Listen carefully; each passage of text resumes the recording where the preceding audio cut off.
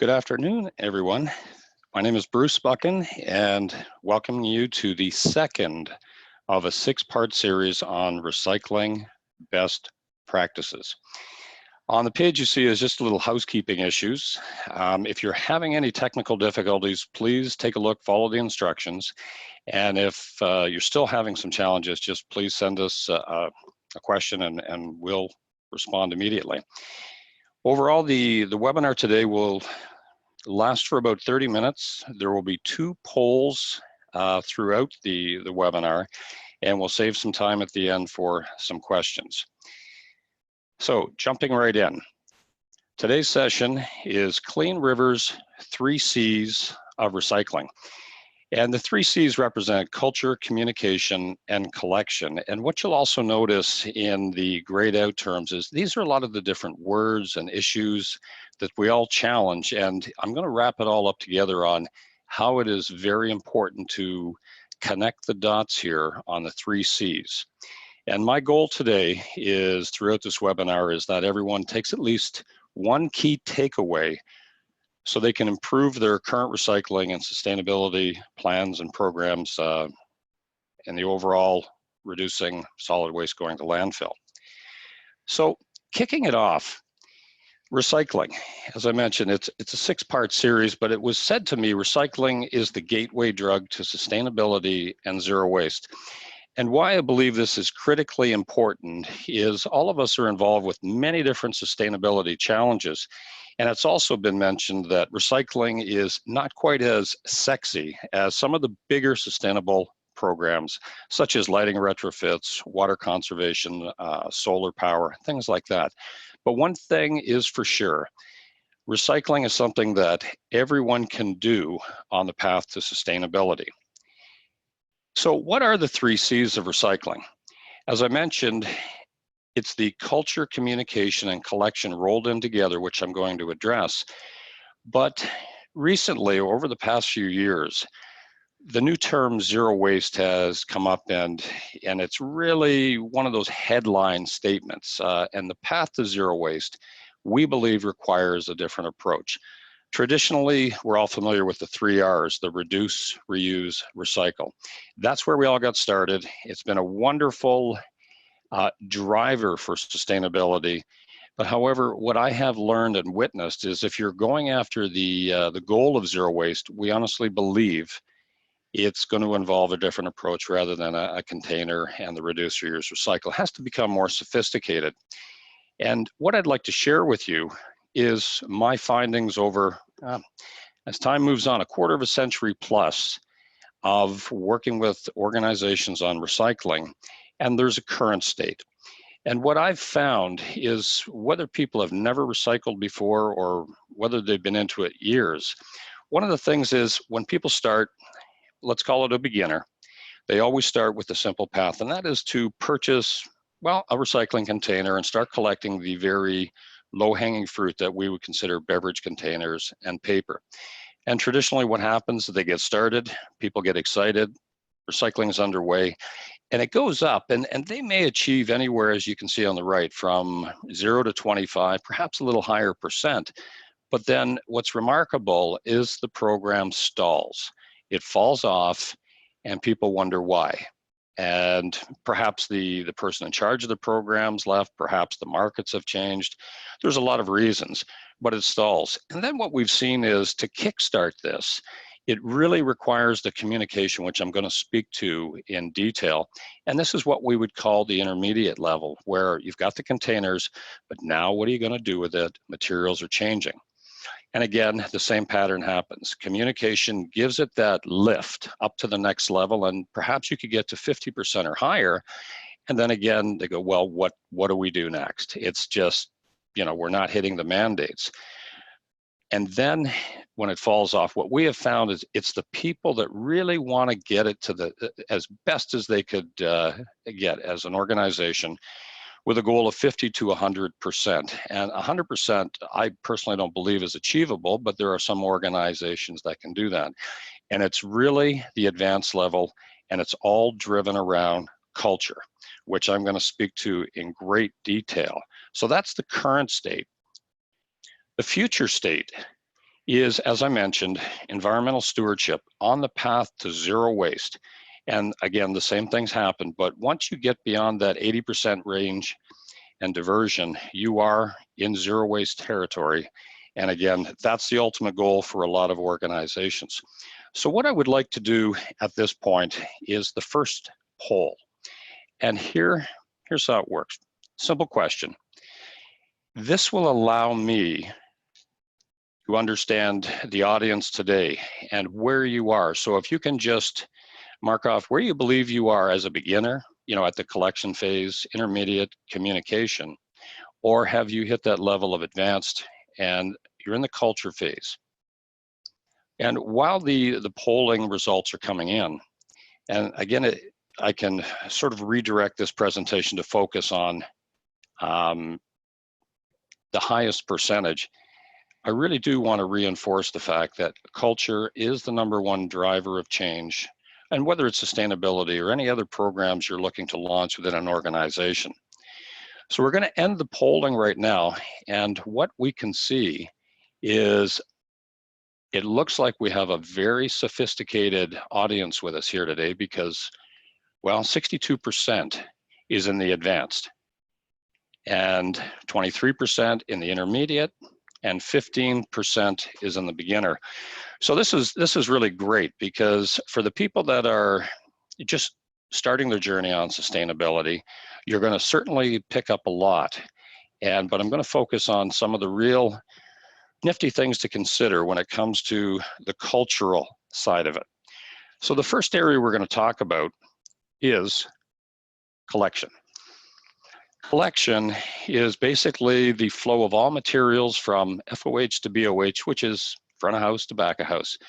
One thing we all have in common as businesses or universities or hospitals, anything, material comes in the front door and goes out the back door. And it's that material flow we truly have to understand. And it starts with understanding the hauler contract. Somebody at the back of that house is enlisted with an organization, the waste hauler that'll come in and pick up, whether it's daily or weekly.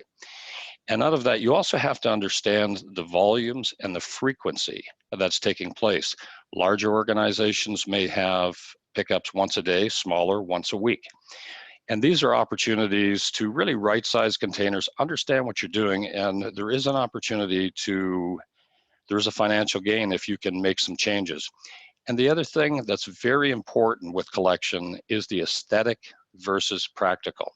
Perhaps some of you have seen a picture of the bin on the right on the back, and what that really says is there's no recycling. It's just we're just throwing everything and magically it's going to disappear at night or over the weekend. But collection just doesn't end there. There's financial restraints, and a term I've used, lipstick on a pig. This is where some people, they want to do recycling, but they don't have the funding and feel that they can get away with just taking an existing old beat up metal container and putting a new lipstick. One of the challenges, and this speaks to culture as well, that when people see a bin like that, they might say, wow, if the organization isn't serious about it, why should I?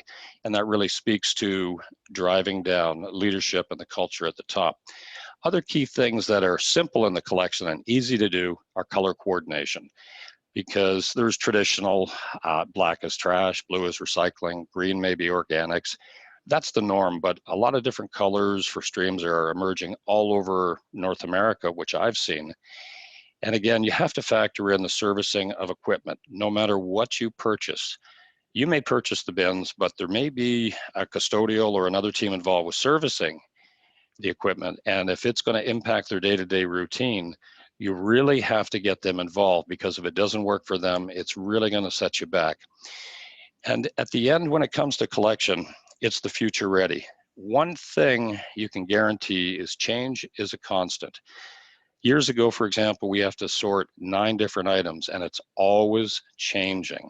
So whatever you're collecting today, you need to think about, perhaps organics is coming on next year.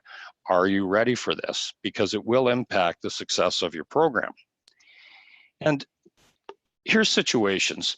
This next picture is, as I call, the bolt-on approach, but it's not really a recycling program, it's just a dumping zone. And this is a world-renowned hospital that we've worked with. And when we came in, what we found was there was actually 9 different containers just lined up in a cafeteria. And the point being, there was no graphics, there was no education, it was minimal communication, and ultimately everything was tossed out. So it really wasn't a recycling program, it was just an assortment of bins to throw in the trash. The next phase of the 3C is communication. And perhaps you fall into it's your role to administer or manage or even start a recycling program. And what is always critical is to have the green team implementation. You can't do it alone. And it's great to have an organization or other partners internally that'll work with you. But more importantly, it's critical to work with senior management and set out the goals. And this requires, getting a baseline with metrics, key performance indicators. So you can really have a baseline on the collection stream accuracy, because if you don't know where you are at the beginning, there's no way you're going to be able to track where you're ending up. And this is very, very important. And you have to communicate this not only with the green team, but all of the employees, and sometimes in many cases, make it very easy for guests or visitors that are going through your facility on a day-to-day. Many people are tasked with purchasing containers, and one of the things, we've broken it down into 5 key topics here. But importantly, as I said earlier, what message does your equipment convey? If it looks like your recycling container should be recycled, then perhaps that's not the look and the message. But it is critical, whatever you're doing, is to keep everybody updated with new information coming, the changes, and also however you do internal communication best practices, sharing that information, onboarding with staff when they come in so they truly understand, because you need to communicate, but it's not just the communication on a one time. You have to do this, it's a repetition, repetition, repetition. And for those of you out there who have kids, you can understand, you can't just tell them once, you have to tell them a few times. And you can complement that with the education and the training and getting people involved. But the picture on the left, we've got 5 different, sort of best practices. And when we say easy updates, always consider the fact, if you are purchasing something, the ability to change graphics quickly, because your program may change. And sometimes I've seen just very detailed bins that you simply cannot make a change to them, whether engraved or printed or enamel.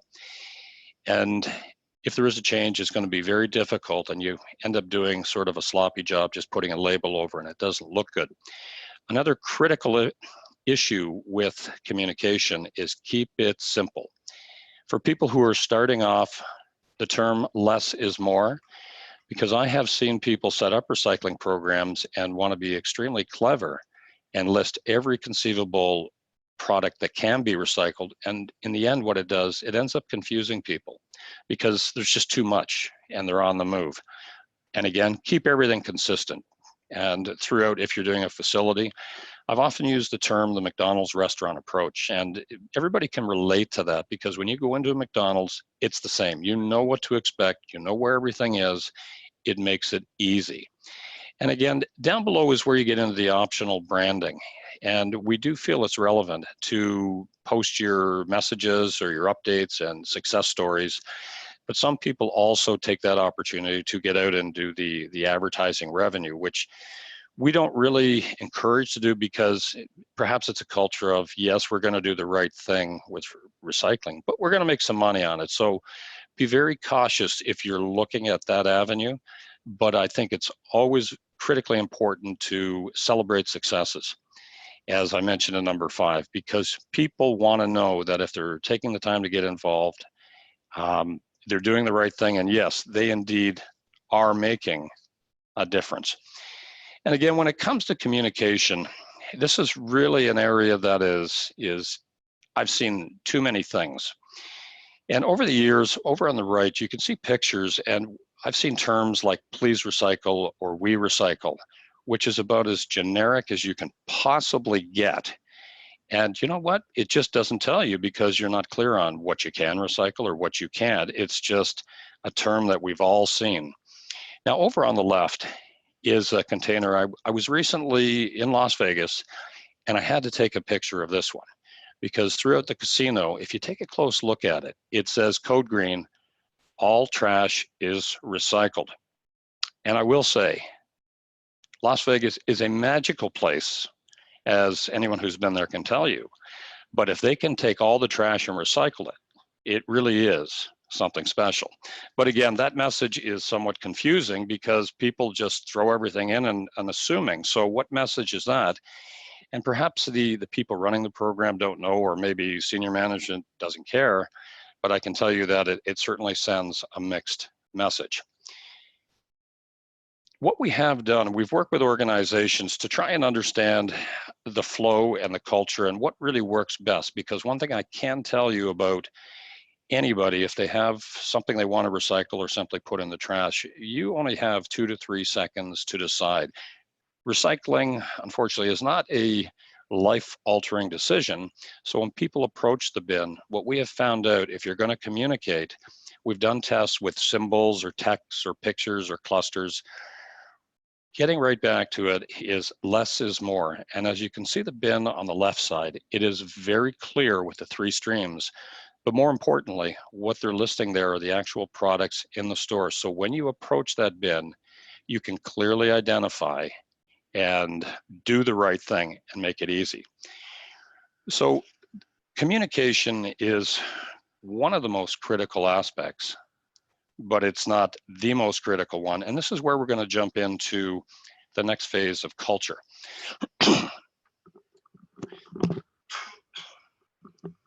Excuse me. Culture, as I said, is the #1 driver for success. And this absolutely requires leadership, senior management to put a stake in the ground. We're going to do this, and it's the right thing to do, and we're committed. But culture, it comes in many different ways. One of them is innovation. Many times we've worked with recycling programs, we put in a new program, and we have to tweak it. It doesn't work. Some people will just take that and leave it.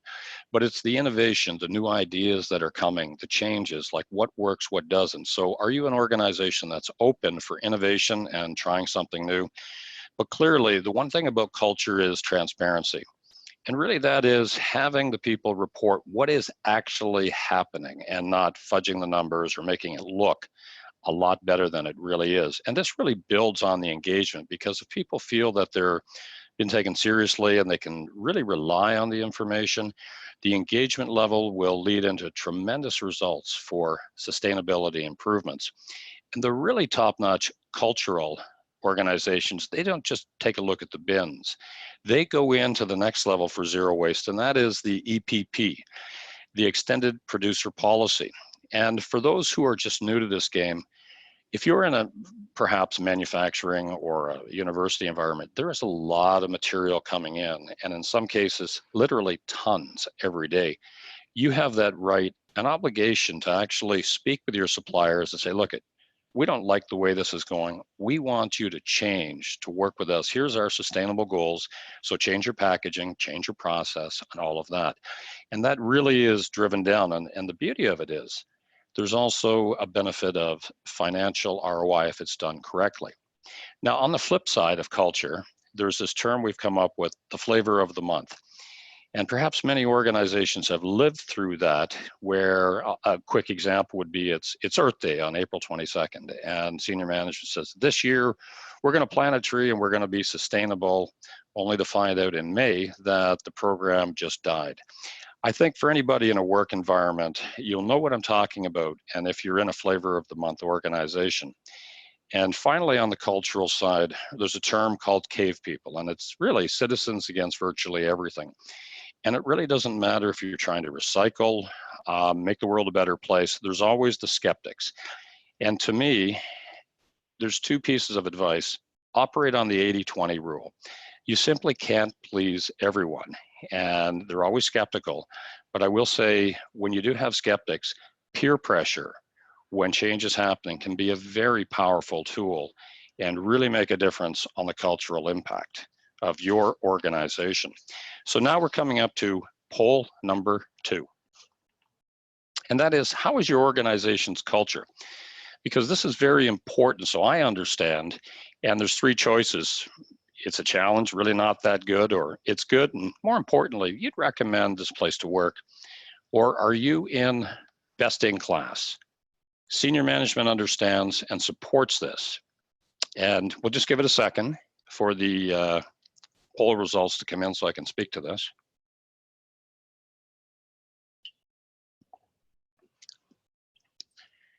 Well, this is interesting. The results, so can we end the polling right now?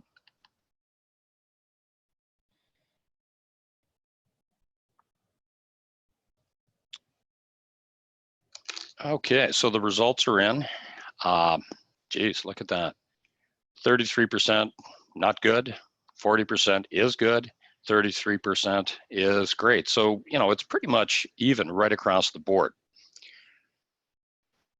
So I'm going to address what I found to be some of the issues working around culture.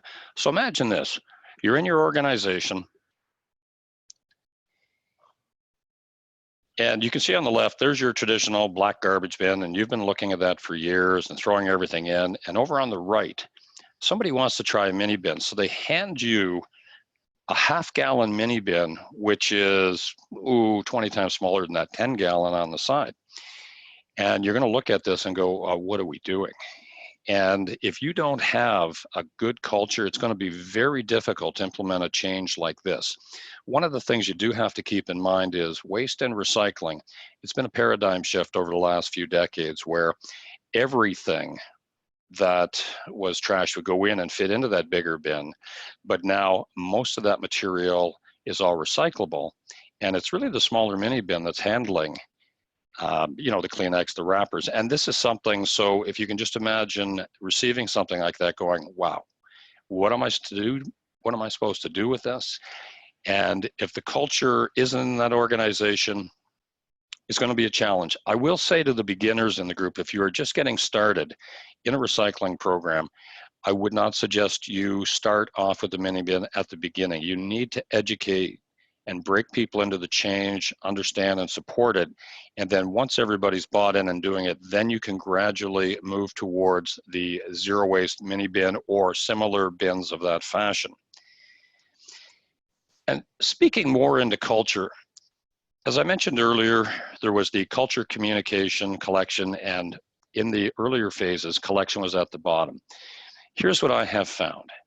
That over the many years I've been doing this, everybody's got it backwards because they start off collecting something and it falls off, then the communication and culture. And I throw it out there that if you have an organization that is buttoned down on the culture, everybody's on the same page, rowing in the same direction, that you could actually give them a shoebox and they would recycle properly because they understand, they have the culture, they know what needs to be done. And once you have the culture, the rest, such as communication and reviews, is much easier. And as I mentioned, collection is really incidental because a shoebox or a bag, they understand the task at hand. And with the culture as the driver on this policy, that's what's going to get you to the zero waste. And because people will make the difference, there's a lot of other factors out there from purchasing equipment, timing, haulers, but really, culture is going to drive the results right up to the top. And I have seen this many times across North America on different speaking engagements and at facilities. The overwhelming comment is our culture is not great. And that, you know, it's really a challenge. So I asked the question, is culture a factor? And here's some pictures of green teams and their involvement for organizations. And you know, they can really breathe some excitement and fresh updates. So it is critical to get everyone involved. And why is it such a factor? Well, some of the learnings I've had on culture is it can make a tremendous impact on your organization. And that impact will definitely impact your brand, your social status as a business, and at the end of the day, which I'm going to touch on, the financial side of it.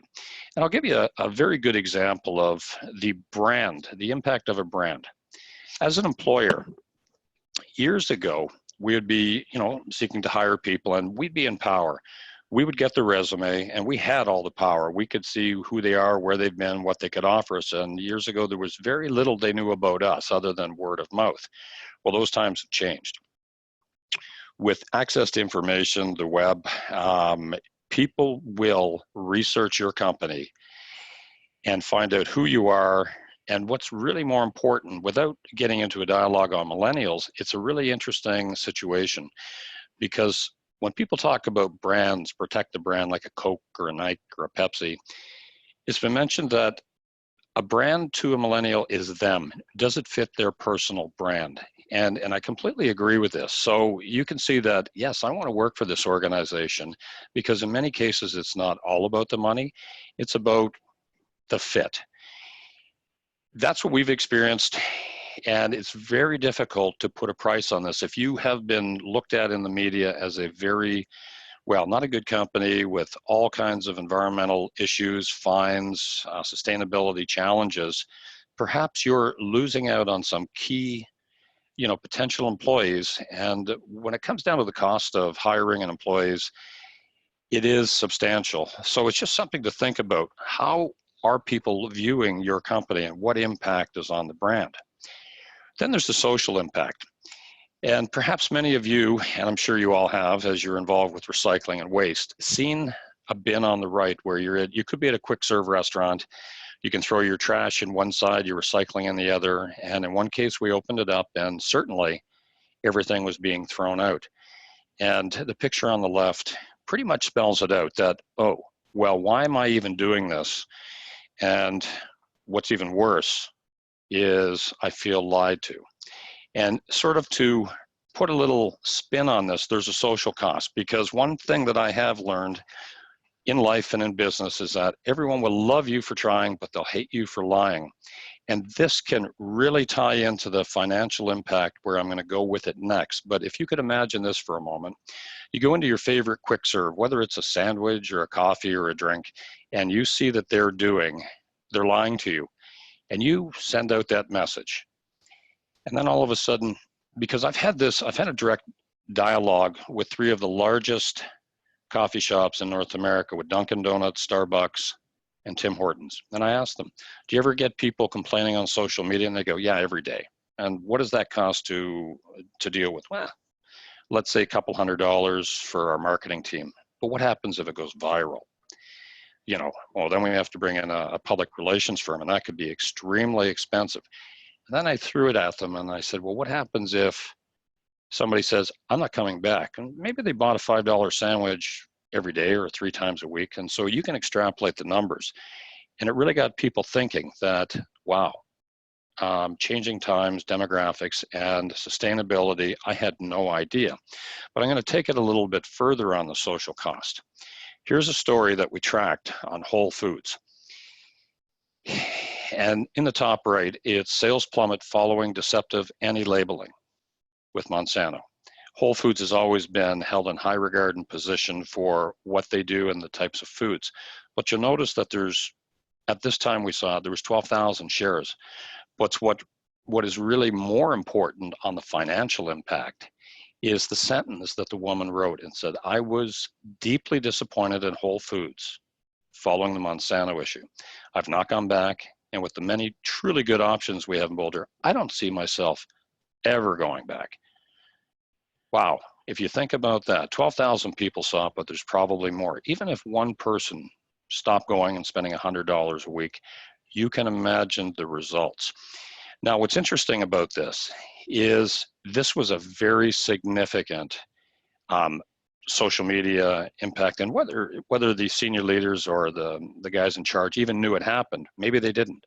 But at the end of the day, they had to deal with that, and I can guarantee you it would have cost a lot of money. So it's always important to think about what you're doing in sustainability and how people are going to regard what you're doing, because really the culture is driven from the top down here. And if the senior management isn't paying attention, things like this can come up and blindside you on a Tuesday, and you can't even put a price on what it's going to cost.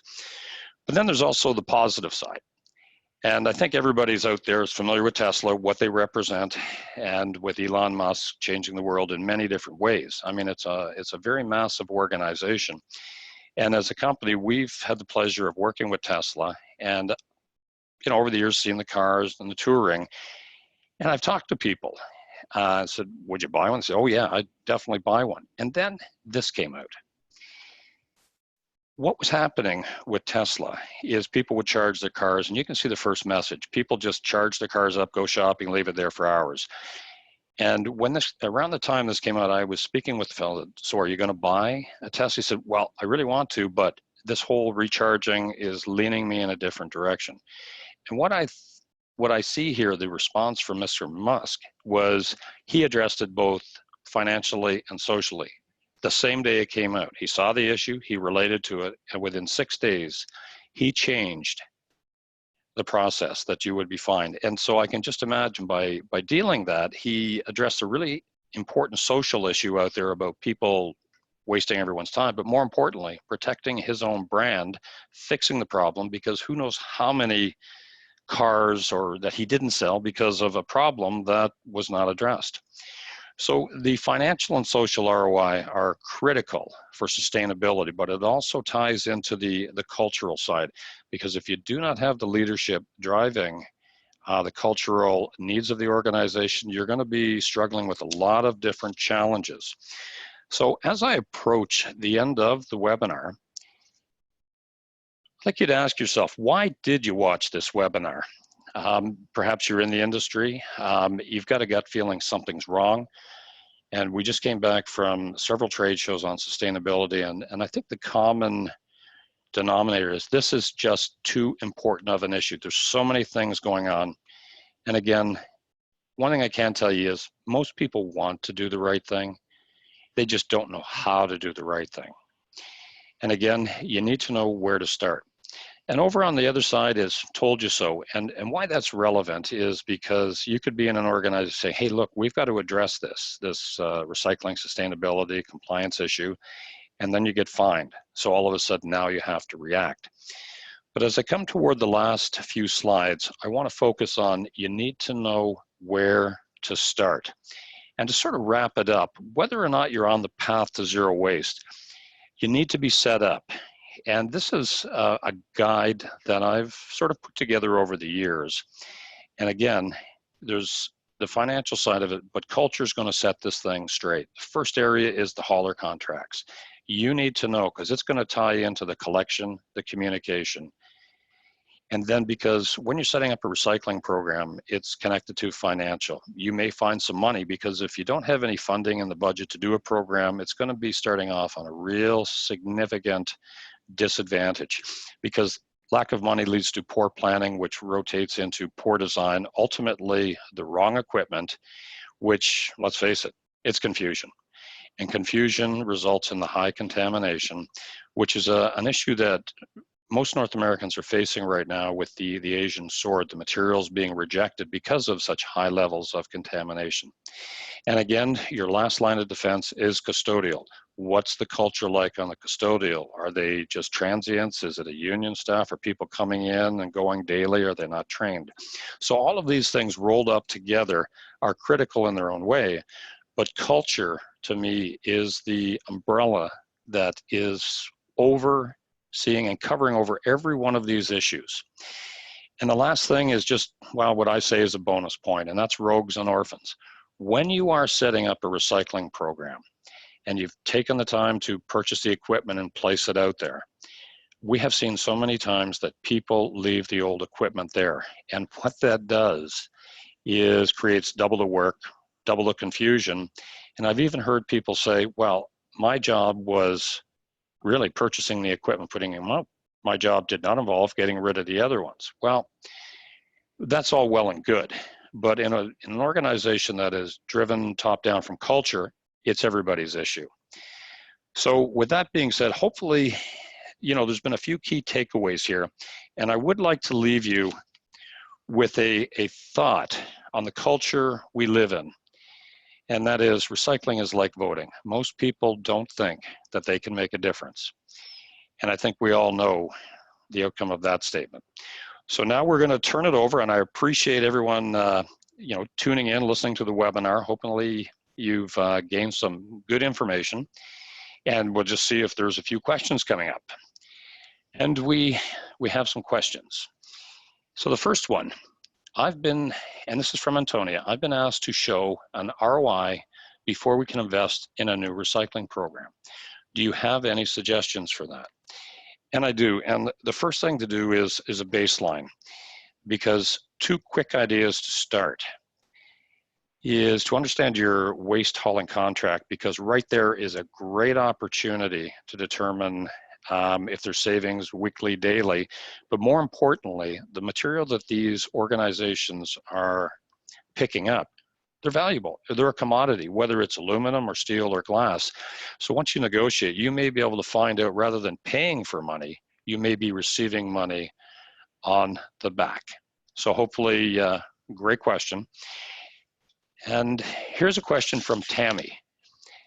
And Tammy says, in your opinion, why aren't more big brands taking recycling seriously? That is an excellent question, because that ties into the term greenwashing. We've all seen the big brands, and I'll give you a perfect example of this. About a decade ago, or 8 to 10 years ago, Walmart was out doing, let's do sustainability. We're going to do this right. We're going to be the leaders. So they invested a lot of time and energy in doing the right thing, and they realized, oh, it costs some money. And what they said was, well, we did the polls and we found out sustainability isn't really what the customers were interested in. They wanted the best possible price. So that's kind of like, okay, taking the high road and putting it back on the money. But really, to answer the question is, everything we do in business is about the dollars and the return. And to really understand, if it's just a recycling program, there's money involved everywhere. You need to be able to ask the right questions, which we can certainly steer you in that direction on opportunities to find money. So the next one. Oh, it's Chuck Shepard. And hey, Chuck, he says, I'm sorry I missed the beginning of this webinar. Will a replay be available? Yes, it will. It'll be available to everyone out there.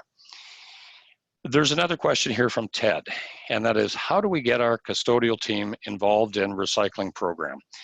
Well, this is a great issue, and there's a couple of challenges. One is, if it is a union contract, that makes it more difficult because they're on the clock. To make any changes to a process involves union negotiations. But if it's just an organization, there's two other sides of it, and that is the permanent employee who's working there day in and day out. And it's really getting those together, because sometimes there's language barriers. And although they may be, sort of looked at as the lower end of the workforce, they are the most important at the end of the day when you're doing recycling, because everything that the team puts together, they can undo. So to bring them in, to educate them, to train them, to have them take ownership, and that can be done in many ways for special events or rewarding them or acknowledgement. And again, that's where you have employees who are working regularly. There are significant challenges, and I can put this one out in convention show floors, where they just have temporary staff coming in, on a labor pool. They're not trained, they're just doing it. And that is probably the most difficult environment to get people to do anything and, make positive results, because they're transients. They're just in there on a contract for a week. So hopefully that makes sense. And hopefully I've answered these questions. So again, thank you very much for your time, and hopefully it was worthwhile. We'll follow up and make the webinar available to those who missed some of it. I'm Bruce Buchan, thanking you, and never waste a moment when it comes to recycling. Thank you.